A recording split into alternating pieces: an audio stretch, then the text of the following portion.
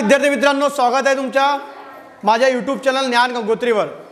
मित्रांनो, आपण दक्षिण भारतातील राज्ये बघत होतो, त्याच्यामध्ये आपण सातवाहन राजघराणे हे बघितलं। आज आपण बघू वाकाटक राजघराणे। वाकाटक म्हणजे सातवाहनच्या बाजूलाच वाकाटक राजघराणा होतो। आता महाराष्ट्राच्या बाजूला छत्तीसगड आहे, छत्तीसगडच्या बाजूला उडीसा आहे, मग त्या भागात पूर्वी वाकाटक राज्य होतं। बघू आपण काय काय असतं त्याच्यामध्ये। तर तिसऱ्या शतकाच्या सुरुवातीस, तिसरा शतक म्हणजे काय रे, इसवी सनाच्या म्हणजे काय, तर येशू ख्रिस्ताच्या जन्माच्या इकडे, जन्म झाल्यानंतर 300 वर्षांनी तिसऱ्या शतकात म्हणजे 200च्या पुढे, 201, 202 तो जो शतक असतो पूर्ण 100 वर्षाचा कालखंड, त्याला शतक म्हणतो आपण। तर तिसऱ्या शतकात बघा, आता मी म्हटलं होतं की सातवाहनच्या बाजूलाच वाकाटक दिसते, तर वाकाटक आहे की सातवाहन आहे, बरोबर की नाही। मग सातवाहनाची सत्ता काय झाली, शीन झाली। शीन म्हणजे कमी झाली, ते वीक पडले। त्यानंतर उदयाला आलेल्या राजघराण्यामध्ये वाकाटक हे एक सामर्थ्यशाली राजघराणे होते। सातवाहन जेव्हा गेले है ना, पहिल्या शतकात दुसऱ्या शतकापासून सातवाहन आले होते, पूर्वीपासूनच आले होते, आणि ते जेव्हा गेले तर वाकाटक हे एक साम्राज्य निर्माण झालं। वाकाटक राजघराण्याच्या संस्थापकाचे नाव काय बेटा, विंध्यशक्ती। आणि सातवाहन घराण्याच्या संस्थापकाचं नाव काय सांगितलं होतं मी, सिमुक। काय सांगितलं होतं, सिमुक। तर आता वाकाटक घराण्याचे कोण आहे बेटा, विंध्यशक्ती। विंध्यशक्तीनंतर पहिला प्रवंशसेन हा राजा झाला। तर विंध्यशक्ती हा काय, संस्थापक आहे, त्यांनी सर्वात पहिले वाकाटकचा तो राजा झाला, आणि त्याच्यानंतर त्याचा कोण बनला, पहिला प्रवरसेन हा राजा बनला।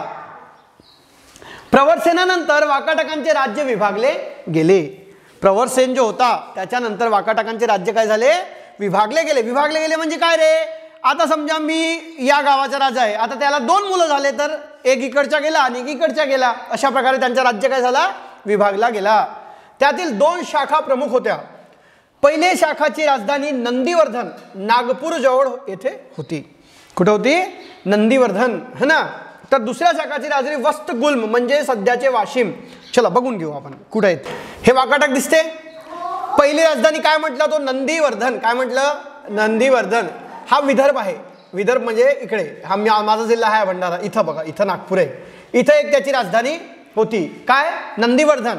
आणि एक गुस्वल हे कुठे होती, इकडे खाली होती, वाशिम। वाशिम नावाचा जिल्हा आहे है ना, आता त्याच्या पूर्वीचं नाव त्यांनी इथं दिलेलं आहे। म्हणजे त्याची 2 शाखा। आता पहिले वाकाटकची विंध्यशक्तीने स्थापन केली, प्रवरसेन राजा झाला, आणि प्रवरसेन नंतर 2 शाखा झाल्या। किती शाखा झाल्या, 2। एक शाखा इथं झाली आणि एक शाखा इथं झाली, अशा प्रकारे 2 शाखा। ठीक आहे। दुसरी राजधानी वत्सगुल्म है ना, त्याला वाशिम असं म्हणतात, वाशिम जिल्हा इथं। विंध्यशक्ती याचा मुलगा, विंध्यशक्तीचा मुलगा कोण, पहिला प्रवरसेन, याने वाकाटक साम्राज्याचा विस्तार केला। म्हणजे विंध्यशक्तीने स्थापना केली। समजा आता विंध्यशक्तीने एवढा भाग जिंकला असेल, तर प्रवरसेननी जास्त भाग जिंकून घेतला, म्हणजे काय केला, विस्तार केला राज्याचा है ना। त्याच्या कारकिर्दीत वाकाटकांचे साम्राज्य उत्तरेस माळवा आणि गुजरात या प्रदेशापासून दक्षिणेस कोल्हापूर पर्यंत पसरलेले होते। बघा, तो तेव्हा आपण उज्जैनी हा शिकलो होतो। हा उज्जैनी इकडे नर्मदाच्या वर इकडेचा भाग आहे, त्यालाच माळवा असं म्हणतात। हे बघा, हा भाग, हा जो भाग आहे ना, हा भाग, याला भागाला माळवा म्हणतात। आणि इकडे हा गुजरात, म्हणजे इथपासून तर इकडे कोल्हापूर पर्यंत, म्हणजे हा सगळा भाग यांचा होता। कोणाचा, वाकाटक राजांनी जिंकून घेतला। आणि वाकाटकांच्या पूर्वी कोण होते, इथं सातवाहन होते है ना। बरं, कोल्हापूरचे त्या काळातील नाव होते कुंतल। काय नाव होते, कुंतल। काय नाव होते, कुंतल। गुप्त सम्राट दुसरा, गुप्त सम्राट दुसरा आपण शिकलो आहे ना, गुप्त साम्राज्य पण शिकलो आपण 3ऱ्या-4थ्या शतकामध्ये उत्तर भारतात गुप्त साम्राज्य झाला होता। तर गुप्त सम्राट दुसरा चंद्रगुप्त याची मुलगी प्रभावती हिचा विवाह दुसरा रुद्रसेन या वाकाटक राजाशी झाला होता। हे आपण गुप्त साम्राज्य शिकताना पण सांगितलंय की चंद्रगुप्तने आपली मुलगी प्रभावती कोणाला दिली होती, तर रुद्रसेन याला दिली होती। आणि रुद्रसेन कोण होता, तर वाकाटकचा राजा होता, आणि तिकडे उत्तर भारतात गुप्त राजे होते। हरिसेन या वाकाटक राजाचा वराहदेव नावाचा मंत्री होता, तो बौद्ध धर्माचा अनुयायी होता। बरं, तर वाकाटक राजा हरिसेन, आणि आपण शिकलोय जेव्हा गुप्त साम्राज्य होता तेव्हा दक्षिण भारतात वाकाटक होते, आणि चंद्रगुप्तने जेव्हा आपली मुलगी प्रभावतीला दिली तर काय झालं, हा रुद्रसेन गेल्यानंतर पूर्णपणे राज्यसत्ता गुप्त साम्राज्याच्या हातात गेली होती वाकाटकांची, है ना. एक प्रकारे गुप्त साम्राज्य खालपर्यंत त्यांची सत्ता झाली होती, है ना. बरं, आता हरिशन नावाचा वाकाटक राजा होता आणि त्याचा मंत्री होता वराहदेव. कोण होता? वराहदेव. आणि त्याने काय केलं होतं बेटा? बौद्ध धर्माचा स्वीकार केला होता. बौद्धम शिकलो ना आपण, गौतम बुद्धाने बौद्ध धर्माची स्थापना केली, सगळं शिकलो आपण. तर त्यांनी बौद्ध धर्माचा स्वीकार केला होता, अनुयायी होता बौद्ध धर्माचा तो. अजिंठा येथील 16 क्रमांकाचे लेणे त्याने खोदून घेतले आहे. हे बघा, ही अजिंठामध्ये अशी लेणी आहे. अजिंठा वेरूळ हा औरंगाबाद गेलो ना आपण तर रस्त्यावरच आहे, लेफ्ट बाजूला. तुम्ही जर कधी औरंगाबाद गेले तेव्हा तुम्हाला हे दिसेल. हे पहाड असतो ना, पहाड, त्या पहाडाला दगडांना कोरून केलेलं आहे, ठोकून ठोकून ठोकून ठोकून. हे सगळं, हे काही सिमेंट आणि पत्थर घेऊन बांधलेलं नाही आहे, हे सगळं कारागिरांनी हाताने दगडाला कोरून केलेलं आहे. याला लेण्या म्हणतात ना. तर याच्या भरपूर लेणी आहेत बेटा. तर 16 क्रमांकाची जी लेणी आहे ना ती कोणी खोदून घेतली? वराहदेव यांनी. कोणी घेतली? वराहदेव यांनी. अजिंठ्याच्या इतर काही लेण्यामधील खोदाईचे तसेच ती लेणी चित्रांनी सुशोभित करण्याचे काम हरिशेंच्या कारकिर्दीत झाले. तर हरिशेंचा जो मंत्री होता वराहदेव तो बौद्ध अनुयायी होता आणि त्याच्या काळात भरपूर इथं जे बाकीच्या लेण्या आहेत तिथं पण चित्र काढण्यात आले. चित्र पण ते पण दगडावर चित्र कोरून काढलेले आहेत बेटा सगळे. वाकाटक राजा दुसरा प्रवंसन यांनी महाराष्ट्री या प्राकृत भाषेतील वाकाटक राजा. आपण आता एक वाकाटक राजा बघितलं, पहिला प्रवरसेन. आता याचं नाव काय आलं बेटा? दुसरा प्रवरसेन. कोणता प्रवरसेन? दुसरा. तर त्यांनी प्राकृत भाषेत सेतुबंध या ग्रंथाची रचना केली. आपण हाल या राजाने कोणता ग्रंथ लिहिला सांगितलं मी? गाथा सप्तशती लिहिलं, है ना. ते सातवाहन राजाबद्दल माहिती सांगते. तर दुसरा प्रवरसेन यांनी सेतुबंध नावाचा ग्रंथ लिहिला. त्यांनी पण प्राकृत भाषेत लिहिला होता, यांनी पण प्राकृत भाषेतच लिहिलं. तसेच कालिदासचे मेघदूत हे काव्य याच काळातील आहे. कालिदास हे फार मोठे लेखक झाले आहेत बेटा आणि कालिदासांचं नाव एकदम आदराने घेतलं जातो. कालिदासांची जी पुस्तकं. नंतर चालुक्य राजघराणे. कर्नाटकातील चालुक्य राजघराण्याची सत्ता बलशाली होती. बलशाली म्हणजे बल, आपण शिकलो ना काल विज्ञानामध्ये. बल म्हणजे ताकद, बलशाली म्हणजे ताकदवर होते.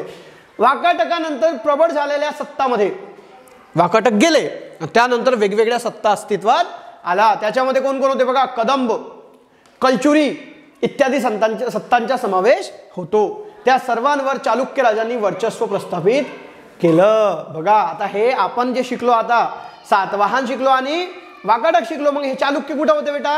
हे चालुक्य, है ना. आता हे गेल्यानंतर सातवाहन वाकाटक गेल्यानंतर कदंब पण आले होते, पण सर्वात इम्पॉर्टंट आणि सर्वात बलशाली कोण झाले? तर चालुक्य राजे झाले. कोणते झाले? चालुक्य राजे झाले. तुंगभद्रा आणि गोदावरी नदीच्या मधला भाग हा, है ना. ऐहोळ, पट्टकदल इथं त्यांची लेण्या वगैरे सापडलेल्या आहेत, मंदिर वगैरे आहेत त्यांनी बांधलेल्या. पुलकेशी याने इसवी सनाच्या 6व्या शतकात चालुक्य घराण्याची स्थापना केली. केव्हा केली? इसवी सनाच्या 6व्या शतकात. आणि वाकाटक साम्राज्य इसवी सनाच्या 3ऱ्या शतकात. म्हणजे वाकाटकनी 150-200 वर्ष राज्य केलं असेल. त्यानंतर कदंब, कलचुरी आले आणि त्यानंतर चालुक्य साम्राज्य आलं. आणि चालुक्य साम्राज्याची स्थापना कोणी केली बेटा? पहिला पुलकेशी. आता 3 नाव लक्षात ठेवायचे आहेत. सातवाहन साम्राज्याची स्थापना कोणी केली? सिमुकने केली. वाकाटक साम्राज्याची स्थापना कोणी केली? विंध्य शक्तीने केली. आणि चालुक्य साम्राज्याची स्थापना कोणी केली? तर पहिला पुलकेशी. कोणी केली? पहिला पुलकेशी याने केली. तर कर्नाटकातील बदामी ही त्यांची राजधानी होती. आपण राजधानी पण बघतोय, है ना. सातवाहनची राजधानी काय सांगितली होती बेटा मी? प्रतिष्ठान, पैठण म्हणतात त्याला, है ना. बदामीचे प्राचीन नाव काय होते? वातापी. काय होते? वातापी. आता बदामी आहे. चालुक्य राजा दुसरा पुलकेशी याने सम्राट हर्षवर्धनाचे आक्रमण परतवून लावले होते. चालुक्य राजा दुसरा पुलकेशी याने हर्षवर्धनाचे आक्रमण परतवून लावले. आपण शिकलो जेव्हा उत्तर भारताचा आपण इतिहास शिकलो तेव्हा आपण गुप्त नंतर कोण आले होते? वर्धन साम्राज्य आला होता. आपण शिकलो ना, हुयेन सांग म्हणून चीनी यात्री आला होता. मग त्यांनी काय काय सांगितलं ना.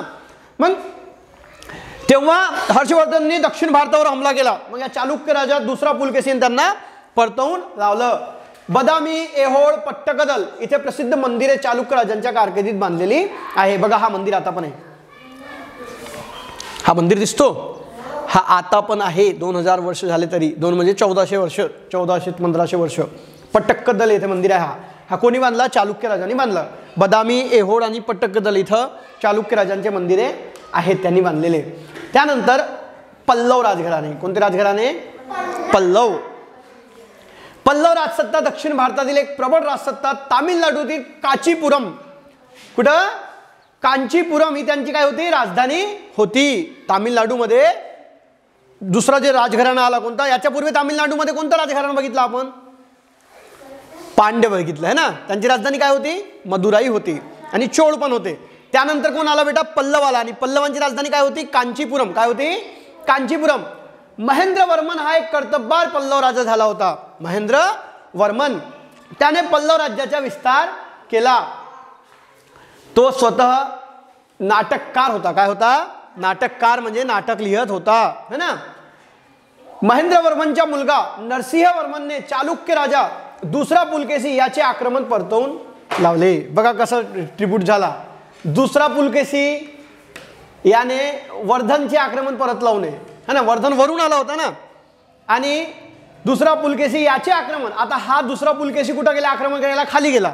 खाली गेला. खाली कोण होते मग त्यावेळेस? हे होते ना पल्लव. आणि पल्लव राजा कोण? नरसिंह वर्मन यांनी काय केलं? त्यांचे आक्रमण परतवून लावला.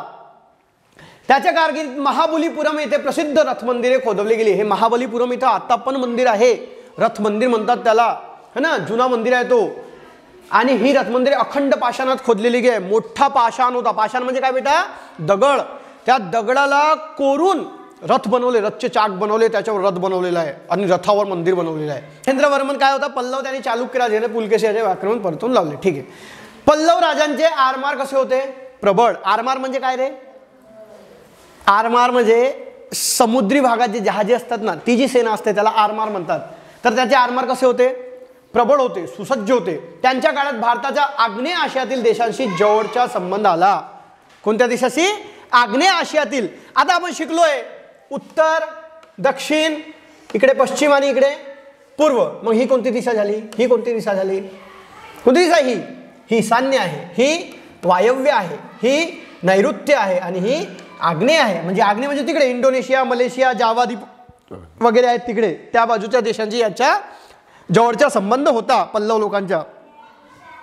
देशांतर्गत आणि देशाबाहेरील व्यापार भरभराटीला आला. देशांतर्गत तसं देशाबाहेरील व्यापार काय आला होता? भरभराटीला आला होता. भरभराटीला आला होता म्हणजे रे चांगला व्यापार वाढला होता. भरभराटी म्हणजे काय असते?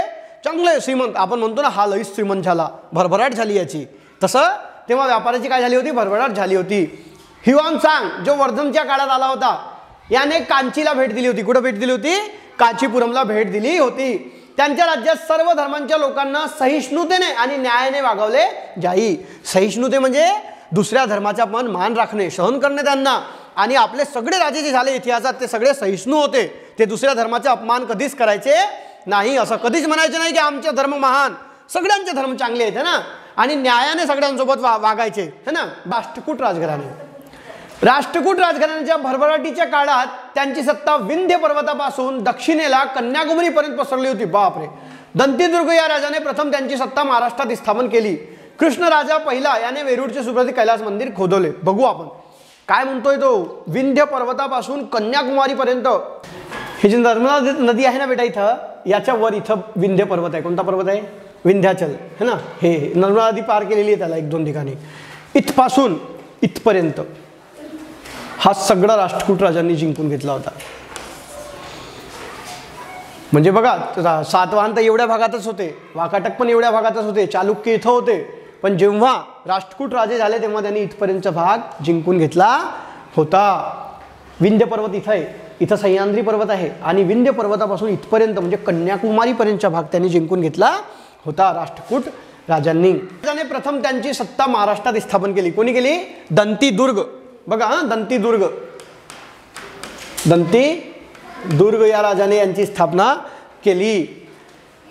कृष्ण राजा पहिला याने वेरूळचे सुप्रसिद्ध कैलास मंदिर खोदवले. आतापर्यंत आपण फक्त राजे बघितले की पल्लवांची स्थापना कोणी केली, राष्ट्रकूटांची कोणी केली ना. आपण एक एक बघितलं. पहिले आपण सातवाहन बघितलं, सिमुकने केली स्थापना आहे ना. त्यानंतर काय बघितलं आपण? वाकाटक बघितलं है ना. वाकाटक कोणी केली? विंध्य शक्तीने केली. त्यानंतर काय? हा बघा हा आहे वेरूळचा कैलास मंदिर. काय? हा वेरूळचा कैलास मंदिर. आणि हा आता पण आहे. फार सुंदर मंदिर आहे, फार मोठा मंदिर आहे बेटा. हे सगळं भारतातील मंदिर आहेत एवढे सुंदर सुंदर है ना. हे सगळं दगडावर काम केलेलं आहे, दगडांनी है ना. मोठे मोठे दगड आणून बांधलेलं आहे सगळं. बरं, माहित आहे का तुम्हाला पेरिप्लस ऑफ द एरिथ्रियन, आता जी पुस्तकाचं नाव होतं ना की Periplus of the Erythraean Sea, या पुस्तकात आपल्याला दक्षिण भारतातील राजांबद्दल माहिती भेटते. तर पेरिप्लस म्हणजे माहिती पुस्तक, पेरिप्लस म्हणजे काय, माहिती पुस्तक. आणि एरिथ्रियन सी म्हणजे काय, तर तांबडा समुद्र. मगाशी पण सांगितलं मी, ग्रीक लोकांच्या दृष्टीने हिंदी महासागर आणि इराणचे आखात हे तांबड्या समुद्राचाच भाग आहे. कोणत्या समुद्राचा भाग आहे, तांबड्या समुद्राचा भाग आहे. आणि Periplus of the Erythraean Sea म्हणजे तांबड्या समुद्राचे माहिती पुस्तक. आणि ही पुस्तक केव्हा लिहिली गेली बेटा, इसवी सनाच्या पहिल्या शतकात, येशू ख्रिस्तांच्या ज्या शतकात जन्म झाला त्या शतकात ही पुस्तक लिहून गेलेली आहे. आणि हा लिहिणारा जो खलाशी होता, खलाशी म्हणजे जहाजवर चालणारा, जहाजवर इकडे तिकडे फिरणारा, इजिप्तचा रहिवासी होता. कुठला होता, इजिप्त नावाचा देश आहे तिथला रहिवासी होता. भारताच्या समुद्रकिनारा, इराणचे आखात आणि इजिप्त या प्रदेशांच्या दरम्यान चालणाऱ्या व्यापाराची माहिती त्याने त्या सगळ्या पुस्तकामध्ये गोळा करून ठेवलेली आहे.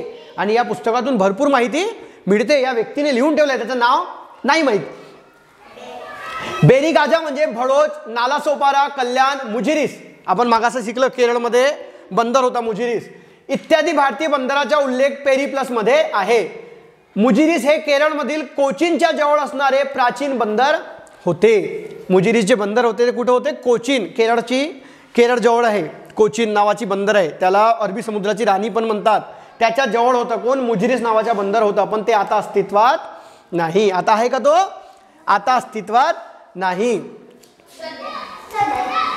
सातवाहन राजे त्यांच्या नावाआधी कोणाचे नाव लावत होते रे, आईचे, है ना. आपण शिकलो ना, गौतमी पुत्र सातकर्णी. कोल्हापूरचे प्राचीन काळातील नाव काय होते बेटा, काय होते, कुंतल. पाठातील देखील खाली तक्ता पण करा. आता ऐहोळ, बदामी, पट्टगदल हे कोणाची लेणे आहेत बेटा, कोणत्या राजाची लेणे आहेत सांगा पटकन, चालुक्य.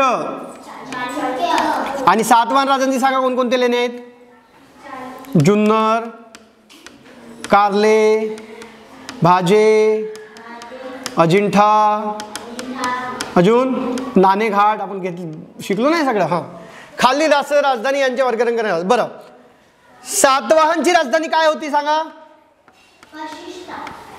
प्रतिष्ठान. त्याला आता काय म्हणतात, पैठण म्हणतात. ठीक आहे. पांड्याची राजधानी काय होती बेटा, मदुराई. ठीक आहे. चालुक्यची राजधानी काय होती, चालुक्य, वाकाटक आणि पल्लव. चला सांगा यांची राजधानी सांगा पटपट. काय होती चालुक्यची राजधानी, काय होती, हा, वातापी. त्याला आता बदामी म्हणतात, पूर्ण जुना नाव वातापी आहे. वाकाटकची राजधानी काय होती, प्रतिष्ठानच होती त्यांची पण, है ना. वाकाटकची मग नंदीवर्मन वगैरे आपण शिकलो ना, नंदीवर्मन नागपूर जवळ, आणि गुलस्म म्हणजे वासिम हे वाकाटकची. आणि पल्लवची काय होती बेटा, कांचीपुरम. कोणती राजधानी होती, कांचीपुरम. कांचीपुरम ही कोणाची राजधानी आहे. पठातील कोणत्याही 3 चित्रांची निरीक्षण करून तुम्हाला काय माहिती मिळते, हे जे चित्र आहेत मंदिरांचे त्याची माहिती आणायची, नेटवरून मिळून जाईल तुम्हाला. दक्षिणेतील प्राचीन राजसत्या कोणकोणत्या होत्या सांगा, चेर, चोळ आणि पांड्य. मौर्य साम्राज्याच्या ऱ्हासानंतर कोणत्या प्रदेशातील स्थानिक राजे स्वतंत्र झाले, कोणत्या प्रदेशातील, महाराष्ट्र, आंध्र प्रदेश आणि कर्नाटक या भागातील राजे काय झाले, स्वतंत्र. महेंद्रवर्मनची कामगिरी लिहा. वर्मनची कामगिरी, तो एक कर्तबगार राजा होता. त्याने आपल्या राज्याचा काय केला, विस्तार केला. आणि काय म्हणतात, नाटककार पण होता तो, है ना, नाटक पण लिहायचा. त्रिसमुद्र तोय पीत वाहन म्हणजे काय ते स्पष्ट करा. काय सांगितलं होतं मी, की ज्याच्या घोड्याने 3ही समुद्राचं पाणी प्यायलेलं आहे त्याला काय म्हणतात, ती समुद्र तोय पी वाहन. तोय म्हणजे काय, पाणी, वाहन म्हणजे घोडा. ज्याच्या घोड्याने 3ही समुद्राच्या, कोणकोणते समुद्र मग, अरबी समुद्र, बंगालचा उपसागर आणि हिंदी महासागर या 3ही समुद्राचं पाणी प्यायलेला आहे.